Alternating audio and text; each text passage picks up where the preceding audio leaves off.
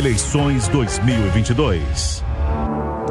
Bom, a Jovem Pan reforça o compromisso com a democracia e abre espaço para sabatinas com os candidatos ao governo de São Paulo. Tarcísio Gomes de Freitas, do Republicanos, vai responder a partir de agora e por 1 hora as perguntas de interesse do eleitor. Fernando Haddad, do PT, foi convidado, mas, como no primeiro turno, alegou problemas relacionados à agenda e outros compromissos e não vai comparecer. Participam da conversa os comentaristas José Maria Trindade, Amanda Klein e Roberto Mota. Candidato, bom dia, bem-vindo, obrigada pela participação e que bom que o senhor está bem depois do susto de ontem, hein? Bom dia, Adriana, bom dia, Tiago. Uma alegria estar aqui na Jovem Pan mais uma vez, graças a Deus, só um susto. Pode se sentar, ministro. Obrigado mais uma vez. Bom, claro, começando, a Adriana falou sobre o susto, né? O senhor estava ontem na favela de Paraisópolis quando houve um tiroteio no lado de fora. E o senhor ontem mesmo já descartou a possibilidade de ter sofrido um atentado ou alguma coisa nesse tipo, mas o senhor disse que foi uma intimidação. O que faz o senhor acreditar que foi realmente uma intimidação? Olha, eu acho que pelas circunstâncias, né? Obviamente você está lá dentro do espaço, você não sabe muito bem o que está acontecendo. A gente vinha fazendo a visita, uma obra social, um projeto muito interessante, um projeto de transformação que trabalha ali todas as dimensões da vida da pessoa. De fato, eles conseguem criar lá um plano de desenvolvimento individual. São pessoas que entram ali sem perspectiva, saem com educação financeira, saem treinadas, saem empregadas ou saem com crédito, donas do próprio negócio. Então, algo que tem que ser replicado e esse era o interesse da nossa visita e, se eleito, podem ter certeza que eu vou apostar muito no empreendedorismo social. Então, a visita transcorrendo super bem, eu estava muito feliz, que é daquelas agendas que enchem o nosso coração de esperança. Você para pensar, puxa, tem jeito, tem solução. E lá, num determinado momento, a gente começou a ouvir rajadas de tiros. Até uma pessoa da minha equipe disse assim, eu espero que sejam fogos de artifício. Eu digo, não são tiros mesmo. E eu imaginei o seguinte, isso é uma intimidação, porque qual foi a leitura que eu fiz no momento? Alguma coisa aqui não está combinada. De repente, as pessoas não sabem que a gente está aqui, descobriram que a gente está aqui e resolveram dar um recado. Olha, vocês não são bem-vindos. Essa foi a leitura de momento que eu fiz. Mas eu achei que aquilo ia acabar e a gente ia continuar na agenda sem nenhum problema. O problema é que não aconteceu isso. A troca de tiros se intensificou. Houve um certo pânico, aí a gente recomendou que todo mundo se abaixasse no local que a gente estava. Teve até uma pessoa que pulou a janela, eu pedi para que ela retornasse e se abaixasse, que do lado de fora ela ia ser um alvo mais fácil, ela podia realmente ser objeto de um tiro. Entra uma pessoa no local que a gente estava dizendo o seguinte, tem que tirar ele daqui. Tem que tirar ele daqui, é importante que ele saia, ele tem que sair imediatamente. Só que nessas horas você não pode tomar nenhuma medida, a única coisa que você pode fazer é ficar abrigado. Até que a troca de tiro continuou, a minha equipe entrou e disse, vamos retrair, vamos sair, que agora dá para sair. Ou seja, a segurança tinha sido restabelecida e dá para a gente fazer o deslocamento até os veículos. E foi o que aconteceu. E depois a gente vai procurar saber o que aconteceu, isso já depois do episódio. E quando a gente chegou, imediatamente, eu acho que nesses locais você tem olheiros do crime, 4 motos com duas pessoas em cada uma das motos começaram a circular na frente do local onde a gente estava, na frente do projeto social. E essas pessoas começaram a fotografar a nossa equipe de segurança, começaram a fazer perguntas, olha, vocês são o quê? São policiais? Ou seja, elas se dirigiram às pessoas da nossa segurança que estavam no local. As motos saíram e quando voltaram com as pessoas armadas. E aí é que começou a troca de tiros, o policiamento ostensivo rapidamente chegou, foi acionado, esteve presente, ajudou a repelir a ameaça, ou seja, houve essa troca de tiros, um dos bandidos foi alvejado e faleceu. E, de certa forma, eles conseguiram repelir a ameaça e permitiram o nosso deslocamento. Não tem, para mim, nada a ver com a minha pessoa, não é atentado, não tem nenhuma conotação política partidária. Para mim é uma questão muito inerente ao tráfico de drogas, ao crime organizado, que tem um domínio territorial e a gente está acostumado a ver isso. E eles dão um recado, olha, você entrou aqui e não pediu permissão, você entrou aqui e não foi chamado, não foi convidado, a gente não sabia que você ia vir aqui. E não é assim que funciona. Então, houve um recado, houve uma tentativa de intimidação. Felizmente, todos conseguiram sair bem, não houve nenhuma vítima, nenhum ferimento, nada, e a gente conseguiu sair de lá. Então, o que a gente percebe é o seguinte: o crime organizado atua, o crime organizado é forte, está consolidado e ele atrapalha as pessoas. No final das contas, você tem projetos que são reféns do crime, né, que funcionam com a permissão do crime. Isso é muito ruim. A gente precisa ter a presença do Estado nas comunidades, para que a gente crie lá mais fábricas de cultura, para que a gente aproxime a cultura da educação, para que a gente possa despertar talentos. Quantos talentos tem lá? As pessoas que estão sendo treinadas lá estão arrumando empregos nos melhores salões de São Paulo, estão conseguindo montar seus próprios negócios. Mas aí você fica pensando o seguinte: se isso está acontecendo na área da beleza, isso pode acontecer na área do esporte, isso pode acontecer na área da música, isso pode acontecer na gastronomia, isso pode acontecer na tecnologia de informação. Quantos desenvolvedores de aplicativos tem lá adormecidos? Quantos gamers, quantos programadores, né? Quantos empreendedores? Então, se o Estado se faz presente com boas escolas que sejam espaços integrados, se a gente consegue fazer a capacitação profissional, se a gente entra com microcrédito, essas pessoas vão prosperar. Sim. Se a gente fizer a regularização fundiária, der o CEP, a urbanização, entrar com iluminação pública, entrar com saneamento básico, a gente transforma essas realidades. E quanto mais jovens a gente trouxer para o empreendedorismo, mais jovens a gente trouxer para a linha do emprego formal, para a formalização, menos jovens a gente vai ter no crime, né? Ontem, com certeza, tem uma família chorando a morte de uma pessoa que foi perdida para o crime. E é isso que a gente tem que evitar. A gente tem que dar perspectiva para os jovens. Se eleito, a gente vai trabalhar incansavelmente para ter o Estado presente nessas áreas mais pobres, nessas comunidades, nessas favelas, para levar a política pública de qualidade para a ponta. Agora, esse caso ontem em Paraisópolis traz à tona também a discussão polêmica, mais uma vez, sobre o uso de câmeras de gravação nos uniformes dos policiais. Inclusive, segundo as informações, a polícia ainda investiga, mas um próprio agente na comunidade, durante esse caso, estaria utilizando o equipamento e essas imagens podem ajudar, de alguma forma, a entender o que houve exatamente. O senhor, se eleito governador, pretende tratar como assunto? É a favor? É contra? Quais são os prós e contras do recurso? Como eu disse, eu tenho uma posição crítica com relação às câmeras, porque eu acho que a Câmara inibe o policial de atuar em determinadas circunstâncias. Acho que a Câmara inibe, às vezes, a pessoa que faz uma denúncia ao policial. A pessoa está percebendo ali uma coisa estranha, ela quer se reportar, quer comunicar, mas ela fica inibida porque tem medo de ser gravada e um dia a identidade dela ou a denúncia dela ser revelada. Eu entendo que a polícia pode ser vítima de isca, que desmobiliza, às vezes, uma guarnição do local. Então, eu tenho uma posição de ceticismo, né? A gente tem que avaliar os números em relação à produtividade. Então, como é que está sendo a produtividade nas áreas de influência dos batalhões que usam câmara, comparado com os batalhões que não usam? Cabe a câmara nas tropas especiais ou não cabe? Então, são as questões que eu tenho. Então, eu tenho uma posição crítica em relação ao equipamento.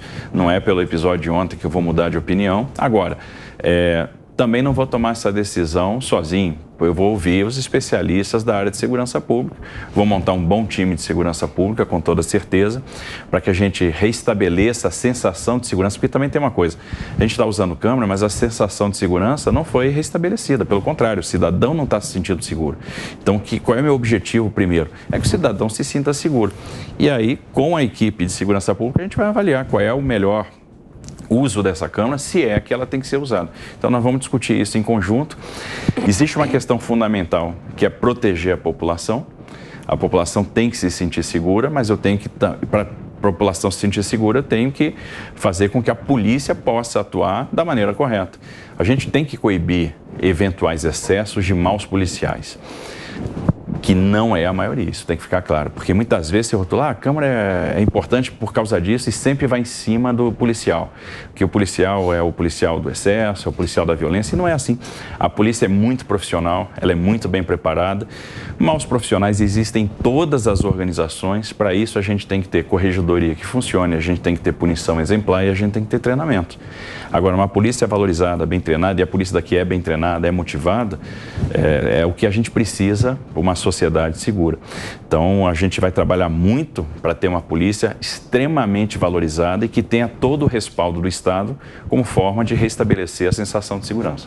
Sabatina aqui na Jovem Pan com o candidato Tarcísio de Freitas ao governo de São Paulo. Agora a pergunta de Amanda Klein.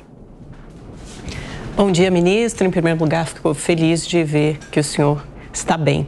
Ministro, só para girar um tema um pouquinho, para a gente cobrir o máximo de áreas possível, o senhor teve com o presidente Bolsonaro na semana passada em Aparecida, 12 de outubro, aniversário da padroeira do Brasil, e houve muitos casos de hostilidade, ataques. Primeiro, a Dom Orlando Brandes, quando ele fazia sua homilia, o arcebispo de Aparecida, ele foi atacado por apoiadores do presidente Bolsonaro que estavam do lado de fora, foi vaiado, na verdade. Depois, uma equipe da TV Aparecida atacada também. O Dom Odilo Scherer, que é arcebispo de São Paulo, tem sido criticado nas redes sociais por causa da sua indumentária, suas vestes vermelhas, como se elas fizessem algum tipo de associação com o partido político. Sabemos que isso não é verdade, né? Faz alusão ao sangue, ao martírio, ao sacrifício de Jesus Cristo. Essa exploração excessiva da fé durante essa campanha, o senhor não acha que isso passou de todos os limites? Eu estava até ouvindo uma entrevista do Dom Odilo Scherer essa manhã e ele dizia que depois disso os partidos políticos passam, os governos passam, mas a religião fica.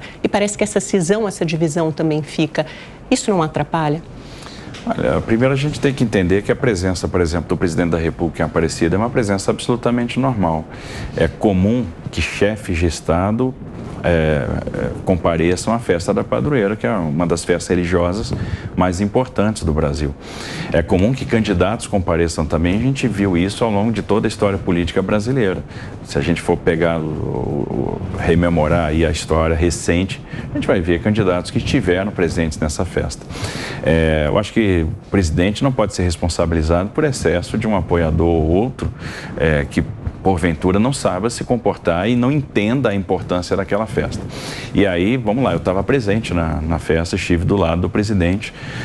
Do ponto de vista de comportamento do presidente, nenhum reparo a fazer, porque ele entrou, né, assistiu à missa, saiu da maneira que era possível, né? E obviamente foi muito ovacionado dentro da Basílica. Do lado de fora você tinha apoiadores dos dois lados, né? Você tinha gente que também contrária ao presidente, que também não se comportou de forma adequada, enfim. E entendo que não está havendo exploração da fé. Você tem um presidente que é cristão, né? Um presidente que defende valores da família, defende valores cristãos, valores que são comuns à pauta dos cristãos. E eu acho que professar a fé, mostrar a sua veia religiosa, não é problema nenhum. Só para interromper um minutinho, ministro, há um limite entre um presidente cristão e a exploração da fé, a exploração da igreja. Isso já foi descrito, inclusive, em notas da CNBB, por exemplo, que diz que a religião tem sido instrumentalizada. A Igreja Católica tem se colocado muito contra essa instrumentalização, essa exploração da fé. O Estado é laico, a religião nunca foi tão falada, a pauta de costumes. O presidente Bolsonaro, por exemplo, diz que o candidato petista vai fechar templos, vai implantar banheiros unissex, é a favor da pauta de ideologia de gênero. O senhor é um homem inteligente, é um técnico, o senhor sabe que isso é mentira. Por isso eu pergunto, essa mistura de religião e política não foi longe demais? O senhor acha que isso acrescenta ao debate? Não acho que esteja indo longe demais. Eu acho que o que está no debate é o seguinte, que valores a gente quer para a nossa sociedade. No final das contas, o Estado é laico, o presidente é cristão, eu sou cristão, e aí como cristão você tem uma corrente de pensamento que você tem que defender. Por exemplo, sempre vem à tona a discussão acerca da legalização do aborto. O cristão defende a vida desde a concepção, então se você tem uma linha cristã, você vai ser contra o aborto.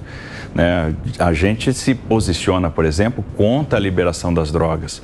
Então, existe uma linha na pauta progressista, na pauta de esquerda, que é contra valores que nós defendemos. Por exemplo, a gente enxerga a droga como um câncer na sociedade. A droga destrói, corrói vidas, a droga compromete famílias. A gente tem que ser contra a liberação das drogas. E você vai ver do outro lado, tem gente que prega a liberação das drogas como uma forma de diminuir a violência, como se isso fosse capaz de diminuir a violência, não entendendo a destruição que isso causa. É só ir passar uma tarde na Cracolândia, para ver aquelas pessoas que perderam a sua capacidade de autodeterminação. O que a droga fez com aquelas pessoas? Como é que aquelas pessoas agora saem dessa situação? Como é que você vai recuperar esses dependentes químicos? O sofrimento que as famílias passam por ter uma questão como a liberação das drogas. Então a gente é contra, absolutamente contra a liberação das drogas, absolutamente contra a liberação do aborto. E essa não tem jeito, num debate eleitoral, essas questões têm que vir à tona, porque a sociedade tem que escolher que caminho que ela vai tomar. Então eu acho que essa discussão é absolutamente normal nesse período de eleição que nós estamos vivendo. Aqui nos estúdios, o candidato Tarcísio de Freitas, a sabatina da Jovem Pan continua e você nos ouve e nos assiste pelas nossas plataformas. A gente segue nossa conversa, nossa entrevista, então, com a pergunta agora ao vivo de Brasília, de José Maria Trindade. Zé. Salve, ministro, candidato, muito bom dia. Ministro, São Paulo é um gigante, né? Um estado que define ali linhas para o Brasil, daí a importância de acompanhar, né, a eleição de governador de São Paulo. É um PIB de quase R$500 bilhão. E passou por fases. Primeiro, venham para São Paulo, houve uma ida de nordestinos, de mineiros, de pessoas de todo o Brasil para São Paulo e ajudou a construir esse gigante chamado São Paulo. Qual é a linha de um provável governo do senhor? Seria, venham para São Paulo, nós já estamos aqui com a mão de obra completa. Qual seria essa linha? Bom, Zé Maria Trindade, bom dia. A linha vai ser a seguinte, olha, venham para São Paulo porque a gente vai gerar emprego, venham para São Paulo porque o Estado vai retomar sua competitividade. O que nós vamos fazer? Atuar nas alavancas do crescimento econômico. Então, o governo vai ter duas linhas principais. Uma social, que é a recuperação da questão do bem-estar. Então, vai ser o investimento necessário para tirar as pessoas que estão em situação de rua, um amplo programa de moradia, um amplo programa de habitação de interesse social, a recuperação da qualidade do ensino, a recuperação da qualidade na prestação de serviço de saúde e o reestabelecimento da sensação de segurança. Me preocupa muito a questão Cracolândia, me preocupa muito a questão das pessoas em situação de rua. A gente tem que dar moradia e a gente tem que ter uma assistência social viva, que é aquela que no final das contas percebe a raiz da pobreza, cria um plano de desenvolvimento individual, recapacita essa pessoa para o mercado de trabalho, recoloca essa pessoa no mercado de trabalho. Por outro lado, a gente tem uma linha econômica que vai ser muito forte, que é a linha da geração de emprego. O emprego vai ser restabelecido, né, pelo aumento da oferta de energia, a energia que vem do gás do pré-sal, a energia que vem do resíduo sólido, a energia que vem do ciclo da cana, a energia fotovoltaica, ou seja, as fontes alternativas que podem fazer com que o Estado de São Paulo reduza a sua dependência energética. É um estado que importa muito da energia que consome, mais de 70% da energia que consome. A segunda linha é a linha da redução da carga tributária para você ter condição de competir com os outros estados. E aqui sim, nós vamos atrair negócios para o estado de São Paulo, negócios que foram perdidos nos últimos anos. Terceiro, a linha do crédito, principalmente para o micro, para o pequeno empreendedor, usando a Desenvolve São Paulo, tendo um crédito orientado a bons projetos, ou seja, com assistência técnica do Sebrae. Quarto, é um investimento forte em infraestrutura, sobretudo de mobilidade urbana, para a gente aumentar a produtividade, reduzir os tempos de viagem, reduzir o sofrimento daquele trabalhador que passa 2, 3 horas para sair do seu local de moradia até o seu trabalho todos os dias. A quinta questão é um forte programa de capacitação profissional, formação técnica profissional, transformando as escolas de ensino médio em centros de formação profissional e tendo uma oferta de vagas direcionada para a vocação econômica de cada região. E sexta é um amplo programa de desburocratização para que a gente facilite o negócio no estado de São Paulo. Então, uma linha social, outra linha geração de emprego e tentando atrair empresas de todo o Brasil para o estado de São Paulo. Candidato, a pergunta agora é de Roberto Mota. Mota. Eu vou começar, antes da minha pergunta, fazendo só uma observação que eu não posso deixar de fazer. A gente viu há pouco tempo a invasão de uma igreja durante uma missa, onde um vereador eleito por um partido político entrou e ofendeu os fiéis. E ficou por isso mesmo. Eu desconheço, né, que o partido tenha se desculpado ou que as pessoas daquela ideologia tenham pedido perdão por essa que é realmente um excesso. Claro. Segundo, qualquer pessoa pode entrar numa rede social, criar uma conta, se dizer apoiador de fulano de tal e sair atacando os outros. O que isso quer dizer? Isso não quer dizer nada, isso não é evidência nenhuma.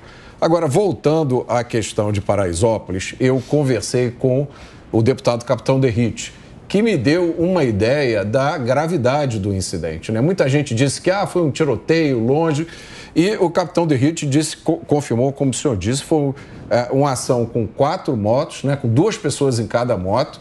Eram criminosos armados, 2 deles já com passagem pela polícia, né, com prisão preventiva pedida pela polícia, um deles por assalto com refém à residência, e que esse criminoso também era foragido de uma saidinha do Dia das Mães de 2017. E o que morreu também tinha uma prisão preventiva pedida e negada pela justiça. Foi o que acabou morrendo na ação. E que o tiroteio foi intenso e que eles foram lá dispostos a um tudo ou nada. Que se não tivesse havido uma resposta, né, da segurança, o resultado poderia ter sido muito complicado. Que realmente aquilo ali não foi um atentado no sentido político, mas foi uma demonstração de força do crime para dizer que não aceita, né, perder o controle sobre aquela região. E aí a minha pergunta é a seguinte: as comunidades como Paraisópolis são um desafio, um desafio que foi ignorado pela maioria dos nossos políticos, né? Alguns usam aquilo, outros simplesmente fingem que não veem. Não é justo cobrar de um candidato ou de um governador recém-eleito que tem uma solução para esse problema que se arrasta há décadas. Mas o senhor teve uma experiência importante que a maioria não teve, que foi no Haiti, né? Numa situação bastante semelhante. Em que essa experiência pode ajudar o senhor? Veja, são situações diferentes, né? No Haiti você tinha uma situação de caos absoluto, de falência, de um poder político que foi destituído e um país que estava completamente sem ordem. Então, a missão de paz do Haiti tinha um primeiro objetivo de restabelecimento do poder político. E para restabelecer o poder político, a gente tinha que restabelecer a ordem. Antes de manter a paz, você tem que conquistar a paz. Você tinha uma situação semelhante no sentido do domínio territorial por facções criminosas.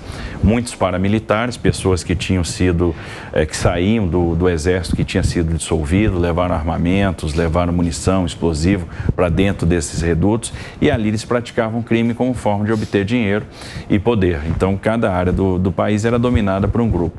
Então, era necessário, primeiro, recuperar o domínio dessas áreas para depois restabelecer o poder político fazendo a eleição presidencial. E foi isso que a ONU fez naquela missão sob comando do Exército Brasileiro. É uma missão que foi, nesse sentido, bem sucedida. Então, se conseguiu restabelecer a paz, né, se fez...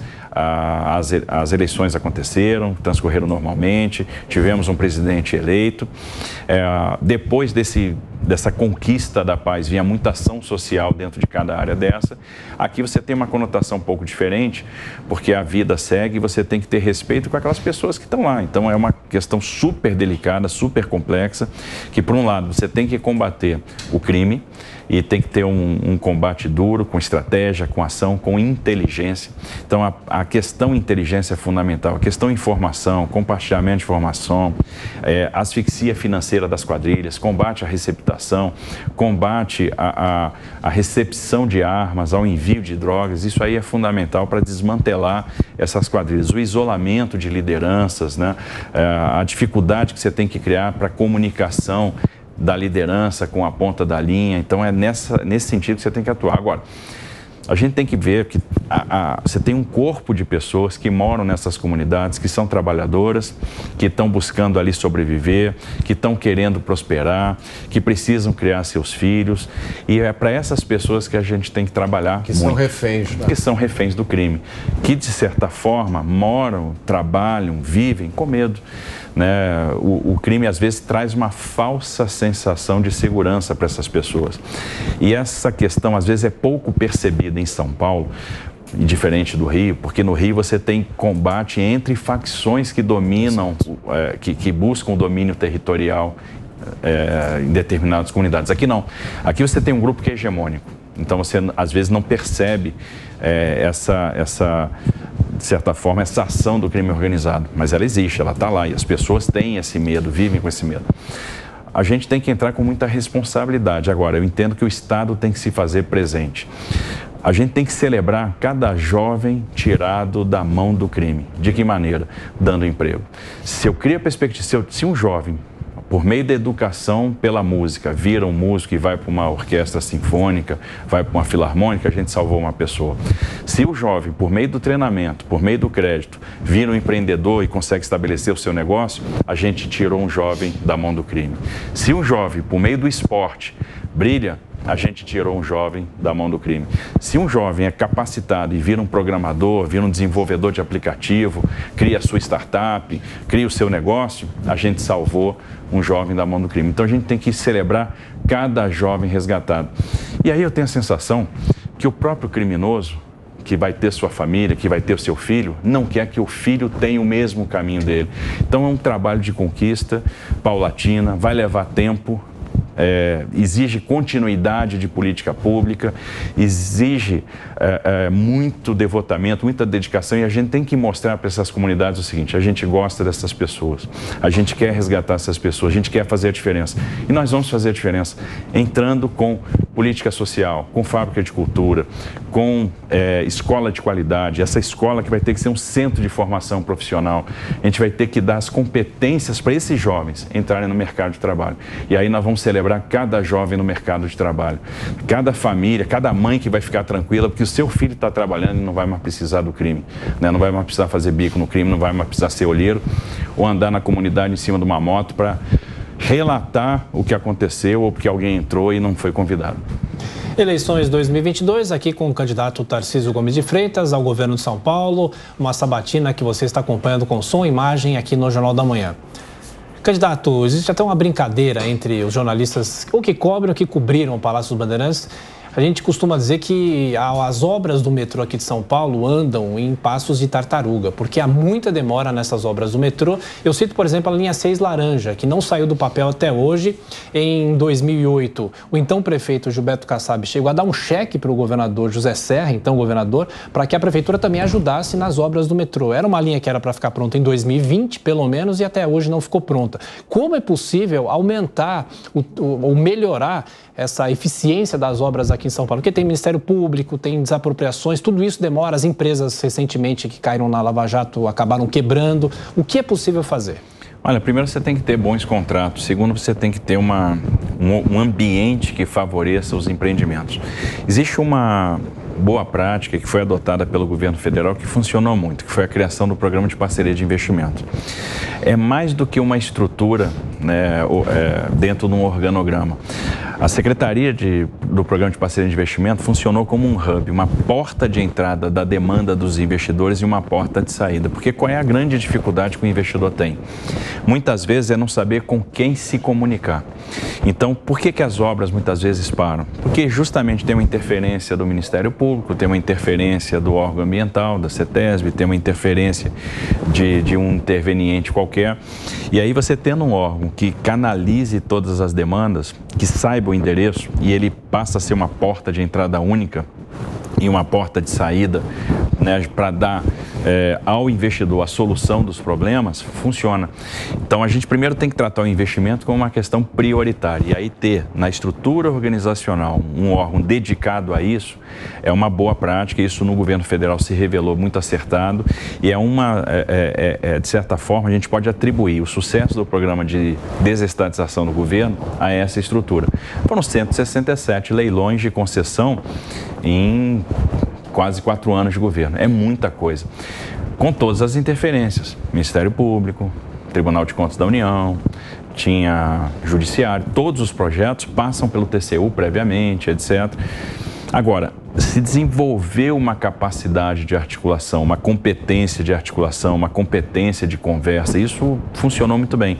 Só para você ter ideia, a gente estabeleceu um acordo de cooperação com o Ministério Público Federal. Então a gente discutia com os procuradores da República previamente cada um dos projetos e isso levou praticamente a zero as judicializações oriundas do Ministério Público. Então a gente conseguia avançar com os projetos. Então, a capacidade de diálogo é fundamental. E aí, obviamente, você está falando de projetos que tem que ter uma densidade técnica. Então, você tem que estruturar muito bem esses projetos como forma de diminuir essas impedâncias, transpor essas barreiras. Agora, a criação de uma estrutura dedicada a projetos de relevância é fundamental, funciona. Isso foi feito no governo federal e, se eleito, eu vou fazer aqui em São Paulo. E só lembrando que a linha 6 laranja do metrô, o objetivo é ligar a Zona Norte aqui de São Paulo, na Vila Brasilândia, até a região central, aqui na região da Liberdade. O objetivo é servir, por exemplo, faculdades como a PUC, a FAP e o Mackenzie, numa linha importante aqui para São Paulo. E antes de seguir com a nossa sabatina, eu faço um convite para você que está nos acompanhando. No segundo turno, acompanhem a cobertura completa aqui da Jovem Pan. A partir das 7 horas da manhã, numa edição especial do Jornal da Manhã, toda a movimentação, os candidatos e, na sequência, também a participação dos nossos comentaristas. E, claro, às 5 horas da tarde, com o fechamento das urnas, a gente acompanha todas as informações relativas à própria apuração. E, na sequência, a gente continua com a nossa sabatina. José Maria Trindade, de Brasília, vai fazer a próxima pergunta. Diga, Zé Maria. Perfeito, Tiago. Olha, candidato, São Paulo, por ser grande, né, ele padece de um mal que é comum a muitos governos estaduais, que é o inchaço da máquina, o peso, né, da máquina. E eu pude observar muito isso no plano da reforma administrativa de São Paulo, né, citando vários setores e a dificuldade. Quer dizer, apesar de gastar muito com a máquina, há dificuldades para profissionais especializados em cada setor. O senhor tem um plano para dificultar esse peso da máquina, ou seja, abrir mais o Estado, de demissão, não sei, alguma coisa que possa liberar mais recursos para a finalidade do Estado? Olha, sim, Zé Maria, é importante, a gente precisa diminuir o tamanho da máquina com responsabilidade, porque ao mesmo tempo que a gente tem desperdício de um lado, a gente tem falta do outro. Então, vamos lá, a gente tem hoje um serviço público que está muito precarizado em São Paulo, principalmente na área da saúde, na área da educação, na área da segurança, faltam profissionais, é enorme o déficit na Polícia Civil, na Polícia Militar, nos quadros da saúde, né, no quadro da enfermagem, no quadro de médicos. O Estado de São Paulo, na área da saúde, por exemplo, depende muito hoje daqueles profissionais das fundações e das organizações sociais. O quadro da educação, a gente viu recentemente, está faltando muitos professores no ensino médio. Isso significa muitas horas de aulas a menos. Eram 17% de falta de professores no ensino médio, 15 mil horas de aula a menos e muitos estudantes prejudicados. Então, a gente precisa trabalhar para ter esses profissionais e encarar o Estado como uma grande empresa de prestação de serviço. Agora, para abrir espaço para ter esses profissionais e fazer uma boa prestação de serviço, eu tenho que aliviar o peso de outras áreas. Nós temos aí, por exemplo, um patrimônio imobiliário no Estado de São Paulo que chega aos 130 bilhões de reais. A gente sempre tem que se perguntar, o que eu vou fazer? Eu vou, por exemplo, alugar um espaço ou eu vou manter um prédio? Então, o que sai mais barato?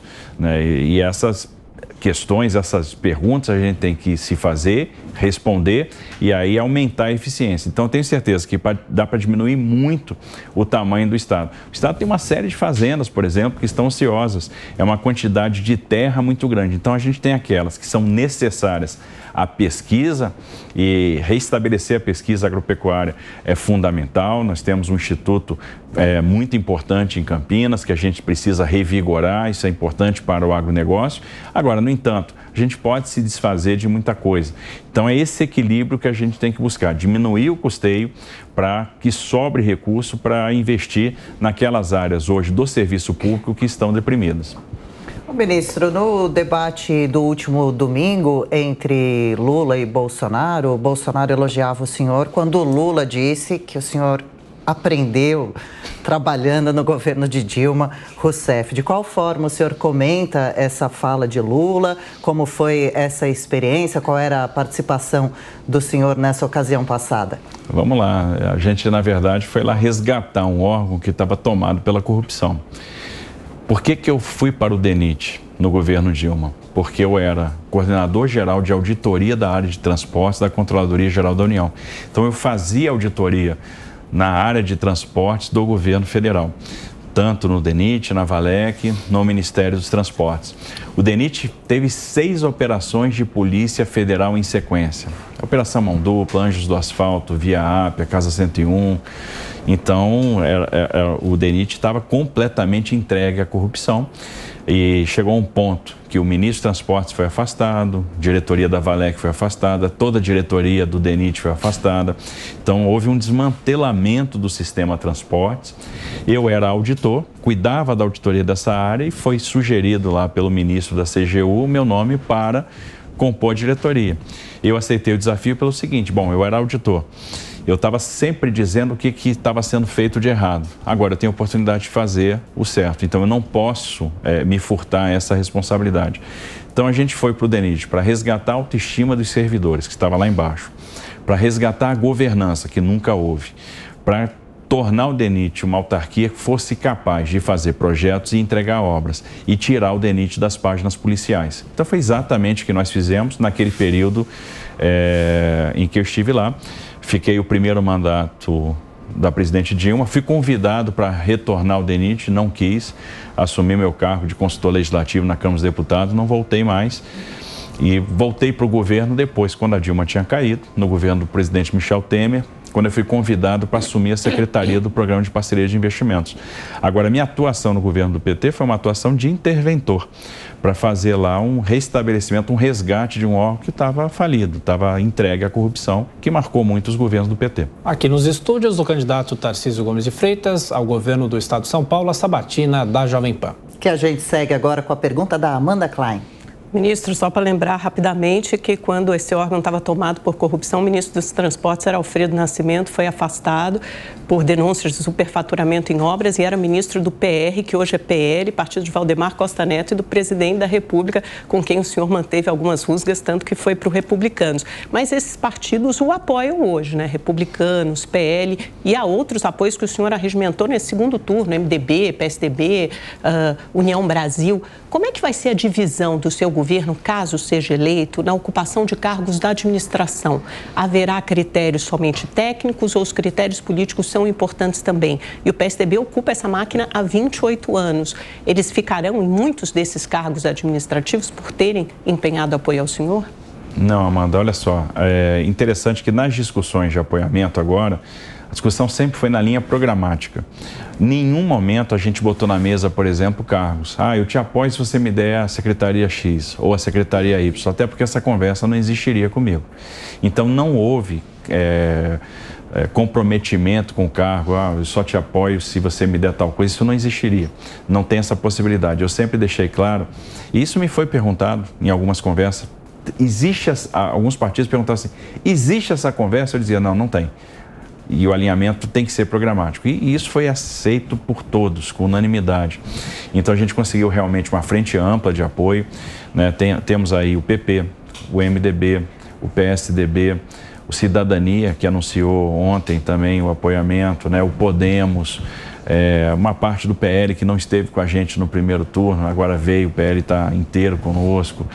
Então hoje nós temos aí mais de 500 prefeitos apoiando a nossa candidatura, a candidatura do presidente de São Paulo, então acho que isso vai fazer muita diferença no segundo turno. Eu comentava o resultado da eleição do primeiro turno e dizia o seguinte, o Lula teve uma maioria eleitoral, o Bolsonaro saiu com uma maioria política, em termos de senadores que ele fez, governadores que ele fez, deputados que ele fez. A gente vai ver agora essa maioria política trabalhando muito para se transformar em maioria eleitoral. Observe que alguns governadores que não se dedicaram à campanha do presidente no primeiro turno agora estão trabalhando aí de corpo e alma, com toda a energia, para ajudar o presidente na reeleição, e isso está promovendo um crescimento do presidente, e é um crescimento que a gente observa aqui em São Paulo também. Porque muitos prefeitos que não tiveram conosco no primeiro turno, estavam com o Rodrigo, estavam com o atual governador, não fizeram a campanha para o presidente, porque o Rodrigo também não estava com o presidente. E agora, com o apoiamento dele, e o apoiamento do PSDB, houve esse aval, esse apoio institucional. Então, todos hoje trabalhando muito também em prol da candidatura do presidente Bolsonaro. Então, isso é muito positivo. Não há, então, nenhum comprometimento de cargo. A linha de ocupação das secretarias vai ser uma linha técnica. É óbvio que você colocou uma questão. O PSDB ocupa o governo há 28 anos. Dentro da estrutura de governo, você tem servidores de carreira, que são servidores que têm muito conhecimento, conhecem a máquina, estão aí há muito tempo. E a gente vai aproveitar também muito profissionais de carreira em posições que são estratégicas, porque eles têm a história, eles têm a memória, e o fato de ter servido a outros governos não significa absolutamente nada. Eu mesmo servi a um governo do PT como profissional de carreira, servi a um governo do MDB e servi ao governo do presidente Bolsonaro. A gente tem que pensar Estado. Então, bons perfis vão ser aproveitados, profissionais de carreira que desempenham bem os seus trabalhos, que tenham competência técnica, vão ser aproveitados. E como eu falei, não é um governo que vai chegar para dar um cavalo de pau, para desconstruir tudo, não. É um governo que vai aproveitar boas políticas públicas e vai dar velocidade naquilo que a gente entende que precisa ter mais velocidade. O que a gente quer o Estado de São Paulo, que é um estado de gente empreendedora, gente que investe e quer o retorno para esse capital investido e, portanto, precisa de segurança jurídica. A gente quer que esse Estado prospere, que esse Estado ande mais rápido, que essas pessoas que investem pesado aqui tenham os seus retornos e possam gerar cada vez mais empregos. Então, por isso que não é um governo de desconstrução. É um governo que vai manter o que está funcionando e dar mais velocidade naquilo que não andou. A gente quer uma educação de melhor qualidade, a gente quer um ensino médio melhor, a gente quer jovens que tenham perspectiva profissional, a gente quer mais segurança, porque o cidadão precisa ter essa percepção de segurança. Eu não quero mais tanta gente na fila por cirurgia eletiva, a gente quer uma saúde de melhor qualidade. Eu não quero cada praça da cidade de São Paulo um acampamento, né, com essa quantidade enorme de pessoas em situação de rua. Então, a gente precisa de moradia e a gente precisa de emprego. Então, é nessa linha que a gente vai atuar, ajustando os pontos onde eu acho que houve falha. E, a partir daí, aproveitando também aquilo que é importante. Por exemplo, você tem uma questão de segurança alimentar. Você tem a rede de restaurantes Bom Prato. Nós vamos manter? Com certeza vamos manter e vamos ampliar, porque eu acho que a gente tem poucos. A gente tem pouco mais de 60, eu acho que a gente pode dobrar essa rede de restaurantes Bom Prato. Então, nós vamos trabalhar para dobrar, para garantir segurança alimentar para mais gente. Então, é nessa linha que a gente vai atuar. Estamos aqui nos estúdios, Sabatina com o candidato Tarcísio de Freitas ao governo do estado de São Paulo. Você acompanha a nossa Sabatina também pelo rádio, televisão e todas as nossas plataformas. Sabatina prossegue até por volta de 9h20, com todas as informações e a participação dos nossos comentaristas também, aqui ao vivo pela Jovem Pan. Agora, pontualmente 9 horas, atenção, Rede Jovem Pan. Bom, seguimos com a nossa Sabatina. Agora a pergunta de Roberto Mota. Mota. Candidato, eu achei interessante que o senhor descreveu uma posição conservadora, né? Não é acabar com tudo e começar do zero, mas manter o que está funcionando bem e corrigir o que não está dando certo. O governador eleito do Rio de Janeiro, Cláudio Castro, era o candidato do presidente, né? O governador de Minas, Romeu Zema, já declarou apoio ao presidente. Se o senhor for eleito, o presidente e eleito também vai contar com o apoio dos 3 estados, né? Rio de Janeiro, Minas e São Paulo. Eu queria saber o que o senhor acha que é o impacto disso no segundo turno e no desenvolvimento do país nos próximos 4 anos. Bom, primeiro eu entendo que no segundo turno é fundamental porque a gente está, como eu falei, transformando uma maioria política em maioria eleitoral. É como se a gente tivesse lá no campo da física energia potencial e eu vou transformar essa energia potencial em energia cinética, ou seja, eu vou transformar em velocidade. O que a gente está fazendo no final das contas? Mobilizando agora prefeitos, mobilizando vereadores, mobilizando lideranças que têm realmente lá suas bases, que tem capilaridade em prol da candidatura do presidente. Então, a gente aumentou a quantidade de braços, a gente está dando muito mais capilaridade nessa campanha. E isso já começa a repercutir em termos de pesquisa. Os nossos levantamentos já mostram uma liderança do presidente em Minas Gerais, onde ele perdeu no primeiro turno, então ele vai ganhar no segundo turno. Aqui em São Paulo, que ele ficou com uma diferença de 7 pontos, essa diferença hoje está chegando a 12. Provavelmente a gente vai terminar o segundo turno com essa diferença perto dos 15. Então isso vai ser importante para essa consolidação da maioria. No Rio de Janeiro, da mesma forma, a liderança do presidente vai crescendo ao longo do tempo. Então são 3 estados muito importantes. Você pega a adesão do governador Caiado lá em Goiás. Tem espaço, o presidente ganhou bem em Goiás, mas tem espaço para crescer? Tem espaço para crescer. E o Caiado tinha regimentado praticamente 200 prefeitos dos 246 que o Estado tem. Então, ele está botando essa massa agora de líderes locais para trabalhar em prol da candidatura. Então, é uma candidatura que está crescendo e a gente tem visto isso. A gente está vendo aí a aprovação, a aceitação do governo crescendo, a rejeição diminuindo, a rejeição do presidente diminuindo, uma situação já de empate consolidada. Todos os nossos levantamentos estão mostrando isso.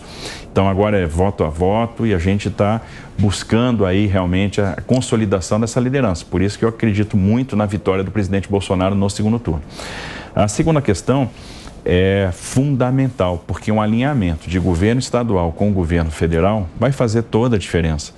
Vai fazer com que o diálogo flua melhor, com que a gente possa trazer a política pública de qualidade para a ponta da linha, ou seja, vai ser mais fácil negociar a recuperação financeira para as santas casas, vai ser mais fácil trazer recursos para a saúde, vai ser mais fácil trazer recursos para a educação, né? Vai ter uma sintonia na questão do Plano Nacional de Recuperação de Aprendizagem, para a gente repor aquilo que foi perdido nos 2 anos de afastamento das salas de aula. Vai ser mais fácil trazer recursos para os investimentos em infraestrutura. A gente não vai ter descontinuidade de projetos importantes. Vou dar um exemplo. Privatização do Porto de Santos, que a gente deixou muito bem encaminhada, hoje já está no TCU. Essa privatização não pode ser interrompida. E é o que vai acontecer se o PT ganhar a eleição. Por que não pode? Porque a gente está falando de trazer 20 bi de investimento para a Baixada Santista, é a redenção da Baixada. Então, além dos investimentos no porto propriamente dito, né, no rebaixamento do canal, no aumento da capacidade portuária, na transformação do Porto de Santos no maior porto do Hemisfério Sul, a gente vai ter muita geração de emprego por meio do turismo, que hoje você opera com 1 berço para turismo, você vai passar a operar com 4. A gente vai ter investimentos importantes na área da mobilidade urbana, porque é a privatização que vai garantir o viaduto da Lemoa, é a privatização que vai garantir o túnel do Maciço, que é a ligação Santos-São Vicente, é a privatização que vai garantir a famosa travessia seca Santos-Guarujá. Então, é um projeto que não pode ficar para trás. Esse alinhamento, então, do governo do Estado com o governo federal vai trazer muita divisa, muito investimento e muito emprego, que é o que a gente quer. Candidato, uma discussão muito antiga no governo de São Paulo é sobre a possibilidade da mudança da sede do Palácio dos Bandeirantes para a região central aqui de São Paulo. Seria uma forma também de ajudar a revitalizar o centro de São Paulo, pode ser até mesmo no Palácio dos Campos Elíseos, que foi reformado recentemente, ou até em outra estrutura, qualquer prédio lá no centro, inclusive algumas secretarias estão no centro. O senhor, se eleito, vai pensar nisso? Vou pensar porque eu entendo que isso é fundamental. A revitalização do centro é uma componente fundamental da nossa política pública, é fundamental para restabelecer a segurança, para restabelecer o emprego. E quando a gente pensa, por exemplo, em Cracolândia, não dá para acabar com essa chaga sem uma aliança de políticas públicas. E aí eu tenho a política de habitação, a política de saúde para fazer a recuperação do dependente químico, a política de assistência social para a gente dar o treinamento e fazer a requalificação, a recolocação profissional, a política de segurança pública para impedir o livre fluxo do tráfico de drogas e a política de revitalização. Bom, quando você concentra as estruturas do poder numa única região, e essa região é central, então você tem secretarias hoje que estão dispersas pelo centro. Aí eu crio lá um centro administrativo de São Paulo, pego a Praça Princesa Isabel, no Campos Elíseos, e monto lá o que vai ser a nossa Champs-Élysées mesmo, né? Vou ter lá uma estrutura, uma esplanada, com as secretarias todas concentradas. Isso passa uma mensagem. Qual é a mensagem? Poder está presente no centro. Então, eu estou olhando o centro da cidade de São Paulo. O centro da cidade é muito importante para mim e eu quero revitalizar o centro. Quando o poder está no centro, você traz para o poder o senso de urgência. Que não adianta você estar afastado do problema. Se você estiver afastado do problema, você não resolve o problema.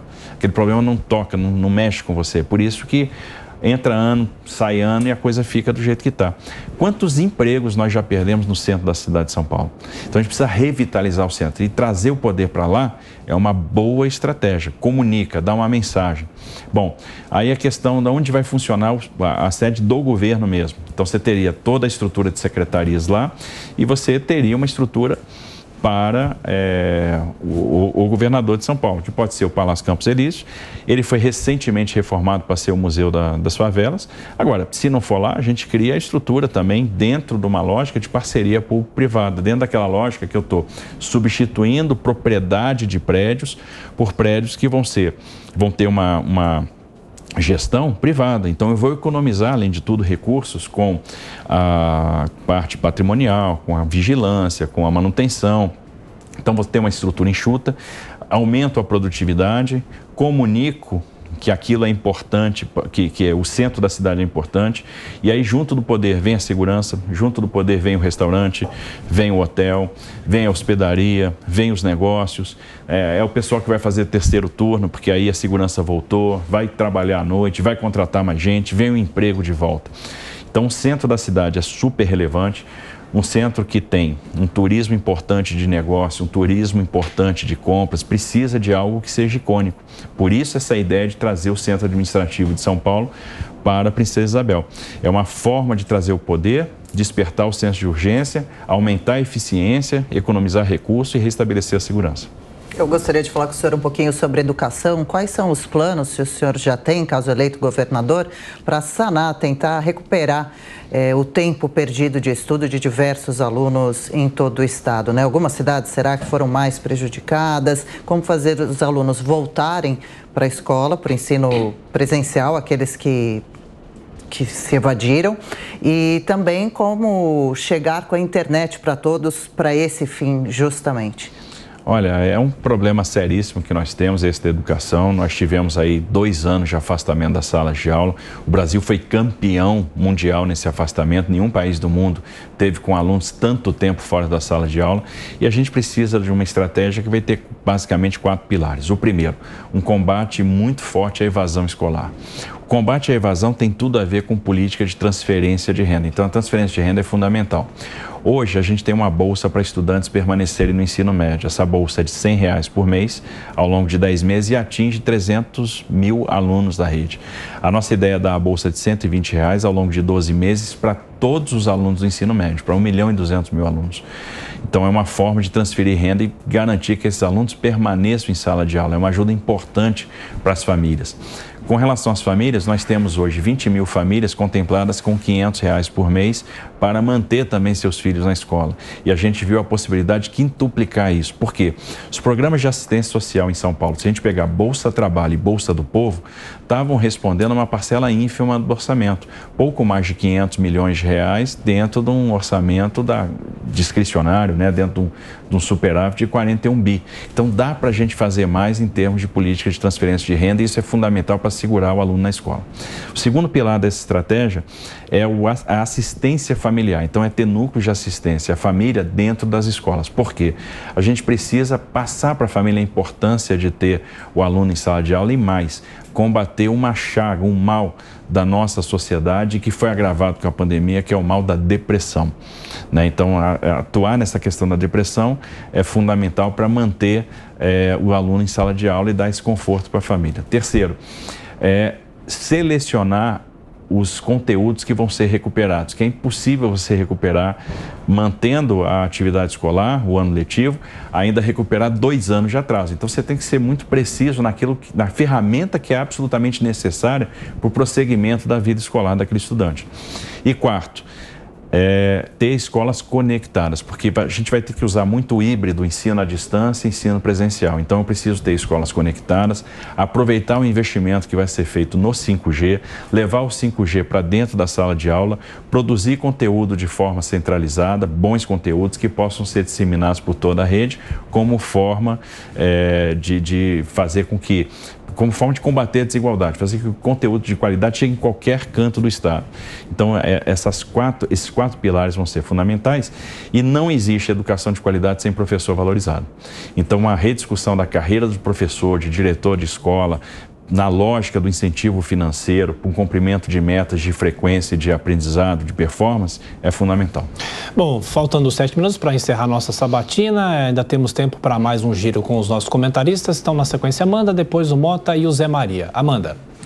Ministro, o senhor descreveu várias iniciativas aí na educação, em outras áreas também na saúde, que demandam recursos, e ao mesmo tempo o senhor fala em reduzir impostos. A gente sabe que a arrecadação de São Paulo aumentou, como de vários estados, durante esses anos de pandemia, com os repasses do governo federal e também com o aumento da arrecadação depois que a economia voltou a girar. Mas isso tem caído paulatinamente, e um dos motivos é o teto do ICMS de 17% sobre combustíveis, que implica numa perda de arrecadação de 4,4 bilhões de reais reais por ano para São Paulo. 30% disso vai para a educação, 12% vai para a saúde. Como é que vai haver esse casamento no fluxo de caixa entre as medidas que o senhor propõe, redução de impostos, queda do custeio, privatizações? A gente sabe que isso leva tempo, essas políticas públicas para serem desenhadas e aprovadas na Assembleia, e a contemplar com o aumento desses programas e também de repasse para a saúde e educação. Eu acho que isso tem uma lógica, na verdade, de incentivo à atividade econômica. Se a gente for ver o orçamento do Estado de São Paulo nos últimos anos, ele foi pulando. Saiu da casa dos 220 para 240, esse ano foi 286, e aquilo que está na Assembleia Legislativa para ser votado agora já está na casa de 317 bi. Ou seja, está havendo um crescimento que tem a ver com também o crescimento da arrecadação. A partir do momento que eu desço um degrau a carga tributária e trago mais negócios, eu gero mais arrecadação também. Observe o que está acontecendo com os créditos de ICMS que estão retidos. Existe aí também um potencial para ser libertado muito grande. Existem muitas empresas que estão deixando de fazer investimento porque estão com créditos de ICMS retido. Eu vou citar uma indústria automobilística que tem 1,5 bi de crédito de ICMS e quer fazer um investimento no Estado de São Paulo de 1,5 bi. Se você libera, se você tem uma programação de liberação desses créditos, esse dinheiro vira investimento na mesma hora. E aí a gente está falando de compra de máquina, a gente está falando de compra de insumo, a gente está falando de ampliação de planta, a gente está falando de contratação de pessoas. Então, a partir do momento que eu desço um tom o tributo, eu diminuo a carga tributária, eu estou aumentando a arrecadação. São Paulo aumentou o IPVA. O que aconteceu? Os emplacamentos migraram para Minas e para o Paraná. Então, por que eu vou manter a alíquota mais cara do Brasil em 4%? Se eu descer um tom, eu aumento a quantidade de emplacamento que eu vou fazer no Estado.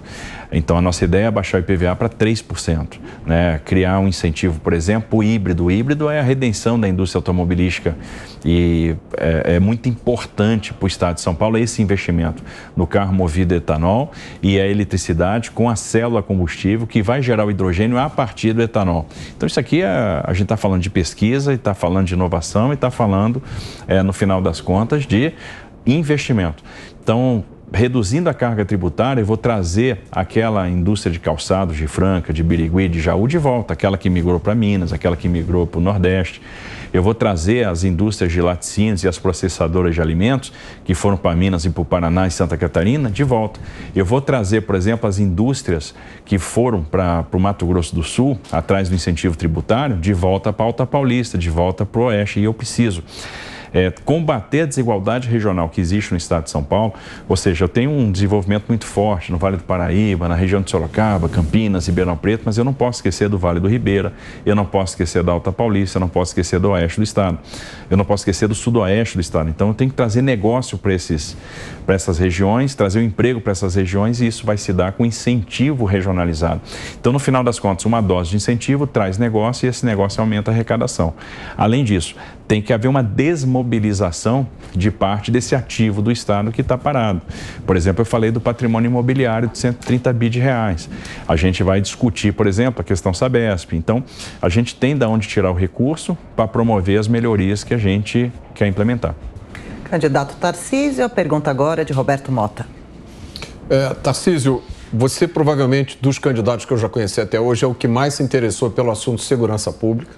Está fazendo o dever de casa, inclusive foi o único candidato que foi no lançamento do meu livro, A Construção da Maldade, aqui em São Paulo. E, ao mesmo tempo, conta agora com uma bancada eleita para o Congresso, né, deputados federais, que também tem um interesse muito grande e atuação firme nesse assunto.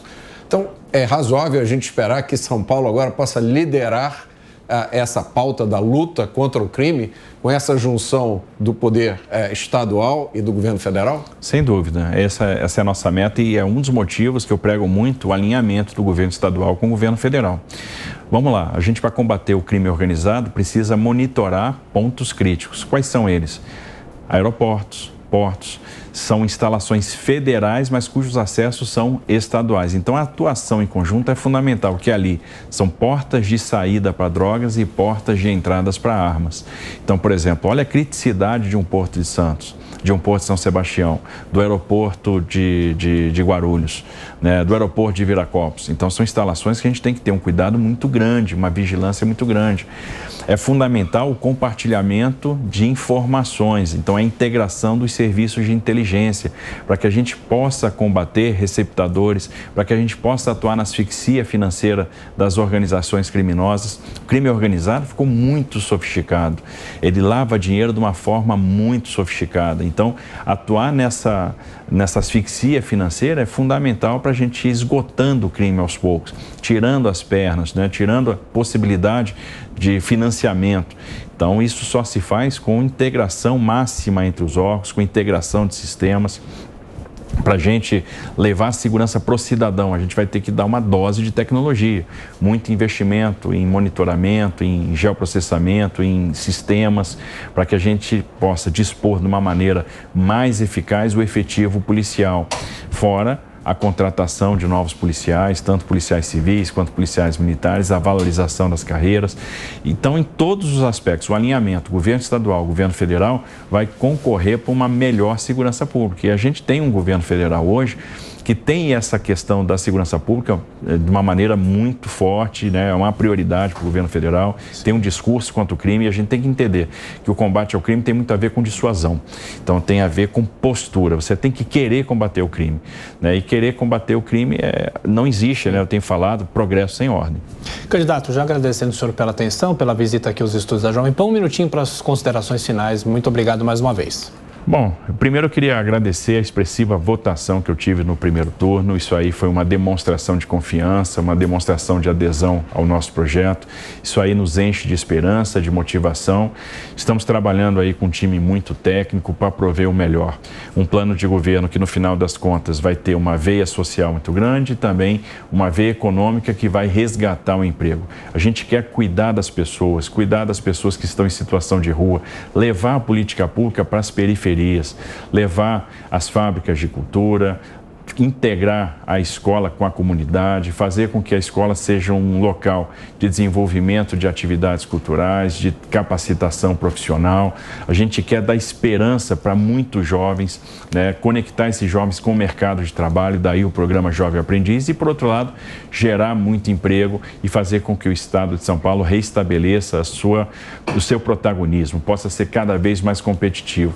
Estamos prontos, não sou teórico nem político profissional, sou engenheiro, mão na massa, me acostumei a fazer e estamos muito animados com esse desafio. Eu tenho certeza que, com a confiança de vocês, a gente vai continuar fazendo a diferença no Estado de São Paulo. E o alinhamento do governo estadual com o governo federal é muito importante, por isso eu peço o seu voto para governador Tarcísio 10 e para presidente Bolsonaro 22. Obrigado, candidato. Só lembrando que a Jovem Pan, claro, também convidou o candidato do PT, Fernando Haddad, mas ele alegou problemas de agenda e não aceitou participar da sabatina da Jovem Pan.